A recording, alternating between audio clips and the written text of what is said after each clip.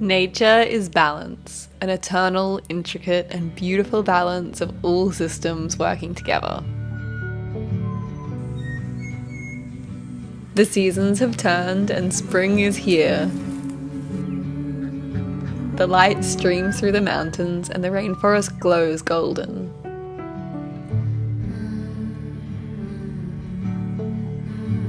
Last week, Moth gave birth to twin girls, and their soft innocence lets us look at the world through a new gaze. We've been learning to balance work and play, caring for ourselves and others.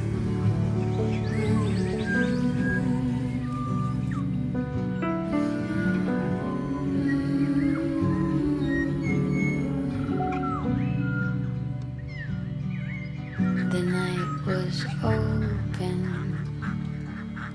the rain was golden upon our shoulders and in my eyes.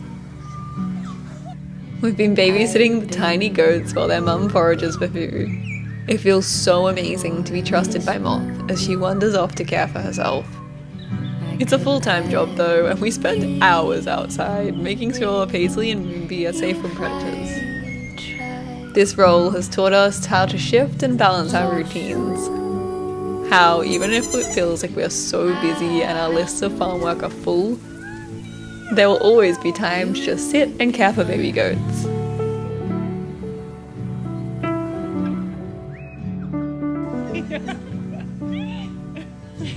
This care isn't just for the goats though. I think that we also gain so much from slowing down, sitting still, or standing back. But I was broken after you Or from the returned love that the animals give us. Moth was just a baby herself when she came to the farm. She was shy and protective of her little sister Maggie. It took months for her to even trust us enough to pat her. But now she's so friendly and trusting that she even trusts us to look after her babies.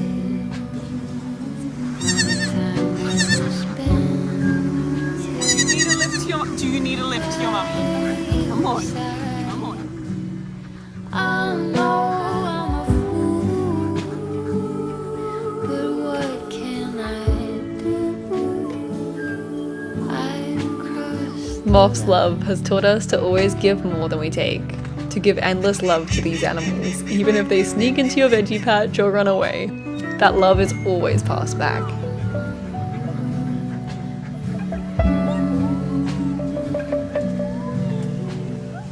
I'm always in awe of this reciprocity in nature, whether it's the goat's love or the way that a bee pollinates a flower and in return nourishes the hive. I think we could all learn something from the effortlessly circular way that nature interacts. We always try to imitate and work with these systems on the farm. The land, the orchards, the animals and us, working circularly like nature. In simple things like replenishing the soil with the duck's poop, or more complex ways like how every animal's role is connected to the same goal, to live in harmony with the earth. There's nothing I can do. I'm hardly a fool if I'm ending. While the goats are cuddly companions, they also have purpose in the circular system. They love eating weeds that aren't native to this area, and this means their favourite snacks are invasive weeds. Without even knowing it, they bounce around the farm, clearing weeds and allowing native species to return. One day soon, Moonbee and Paisley will join the flock and be regenerative farmers of their own.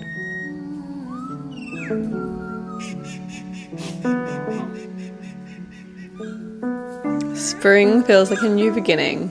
With the new growth and blooming red cedars, it feels like the world is waking up. We're inspired by this, working hard in the garden to plant next season's crops and flowers. I love gardening because it feels like a way that I can give back to the land, and in return I am gifted with abundance and health.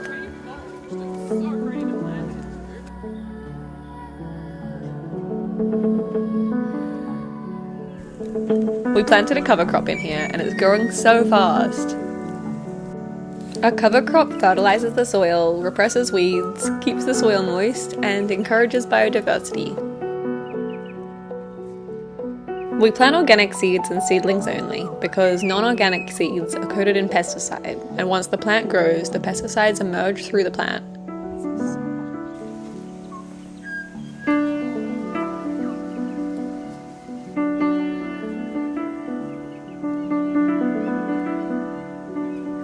If a bee or flower pollinates this plant, the pesticide is poisonous, and the bee will take the pollen back to the hive, poisoning the whole hive.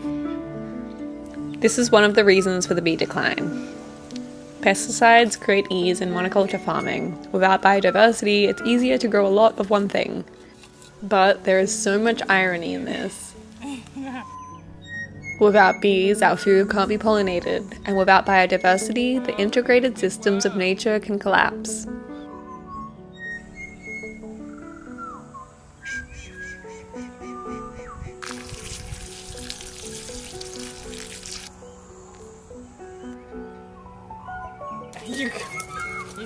You want to come in too, but This is where the animals come in. With their help, we're able to build up soil that is rich in microbes, fungi, and insects, holding so much biodiversity. The ducks actually eat pests that conventional farming relies on pesticides and chemicals to deter. And with rich topsoil that we've built up together, we're able to grow abundant food without the need of chemical fertilizers.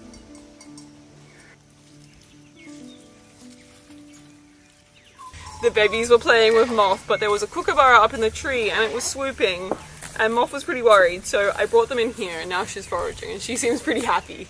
And I'm pretty happy because I get cuddles.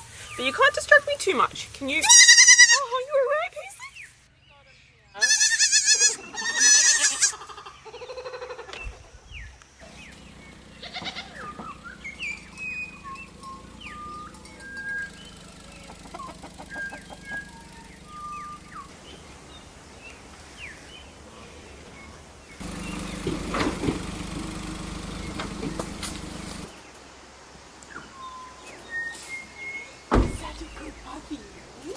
Oh, that's heavy.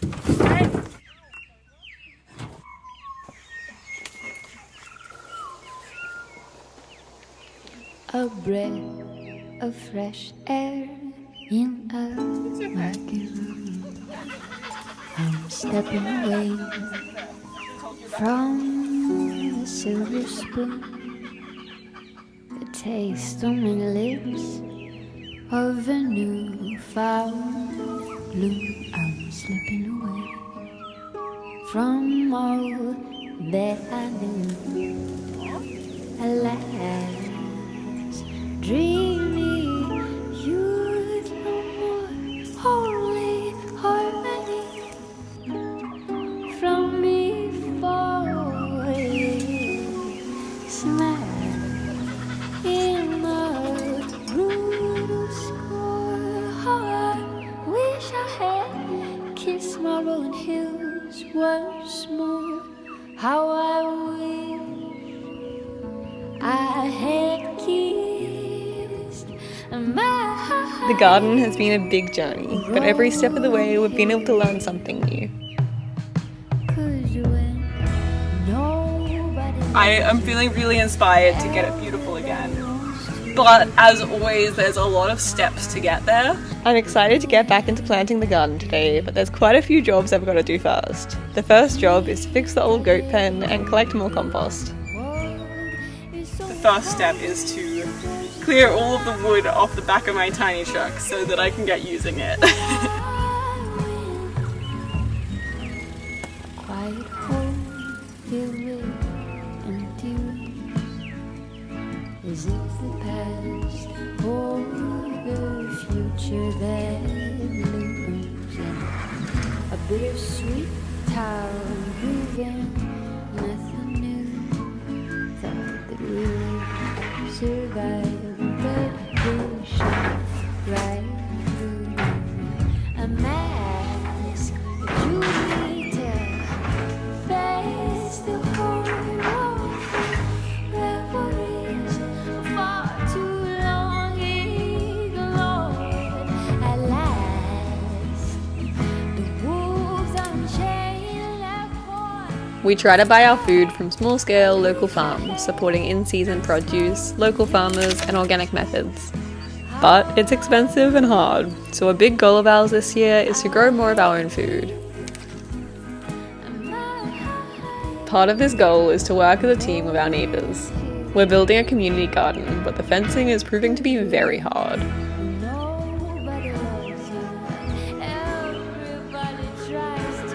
This is our neighbour Casey and her dog Franca, who's actually Clover's sister. She's been making compost with our other neighbour, and they kindly offered us some for the garden.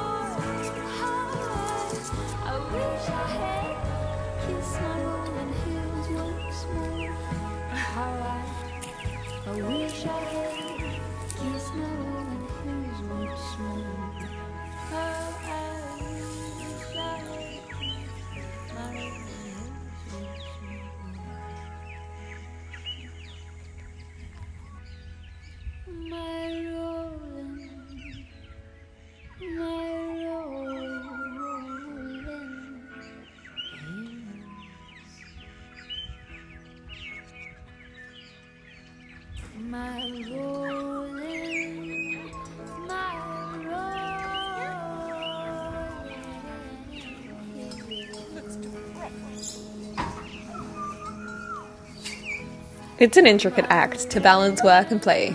Sometimes it feels overwhelming to think forward to all the work to do, but without any work, I always feel like I need purpose.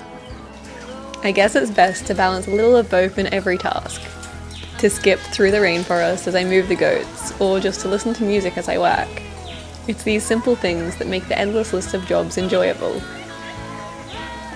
The animals teach us this the most.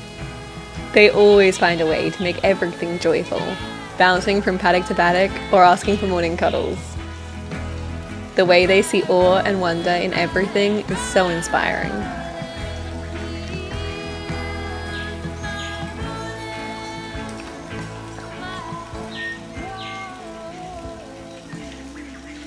The baby goat was born about 9 months ago now, and his mum Moth just gave birth to the new twins, and he seems really upset because he's not getting attention anymore, and he just keeps trying to snuggle up with Moth, but she doesn't have time because she's got twins, and now he's crying in his paddock and he wants to go back to his mum, but we can't let him. We have to tell him he has to be a big boy, but it's so sad to see.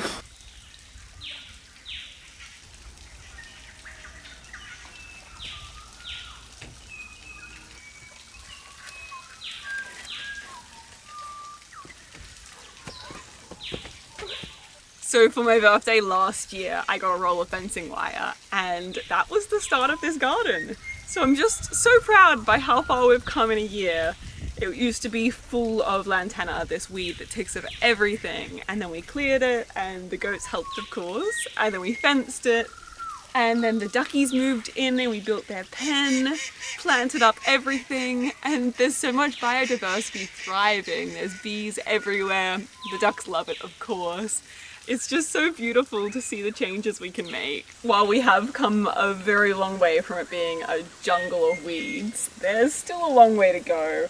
At the moment, it's pretty rough. There is a lot of junk laying around. The duck's pond is quite messy.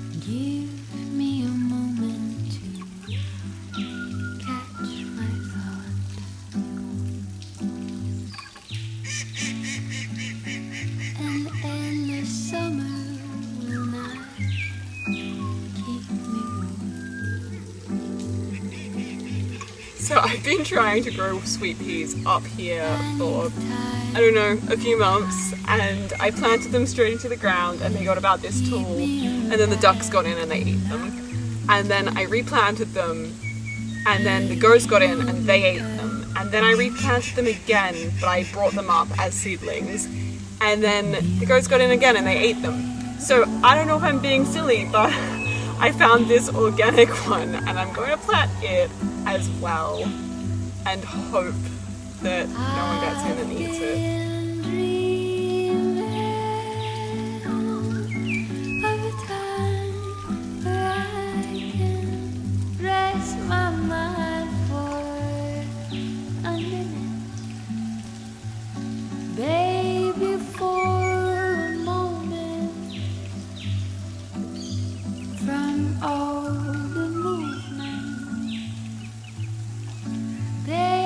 Just be in it.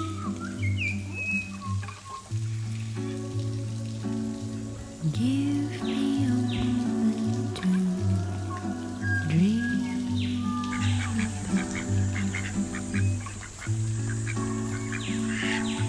World just spinning round. Duckies bobbing their head means I love you, so I always feel so honoured when they bob their head at me. This is Wim, and he's normally not allowed on this side of the fence, so that's why he's a little bit excited. But I thought that I might let him have a little play. But I need to watch you. He eats bugs, so he is really good in the garden, but he has a bad habit of eating sweet peas as well.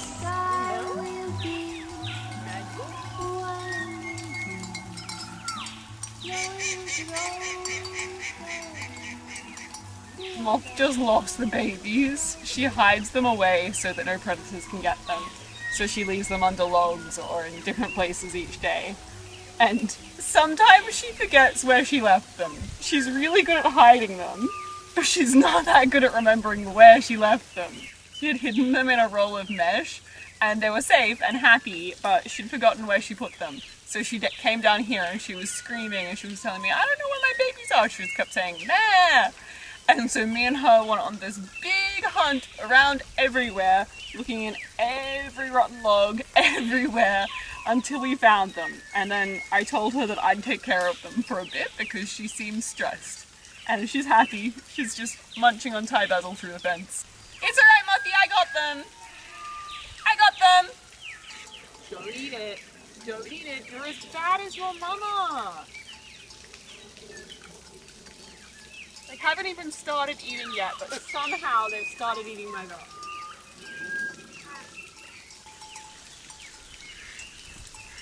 At the start of this week, all of the work in the garden seemed insurmountable. But after some inspiring days working hard, getting on top of things, we're feeling very proud and excited.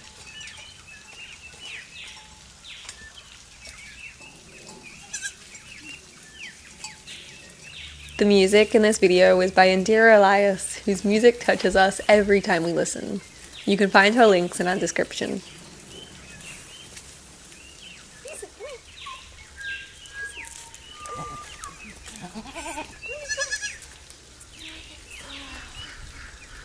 Thank you for watching and please subscribe. Thanks to our patrons for their support and friendship. We always feel so grateful to be a part of a community as beautiful as this.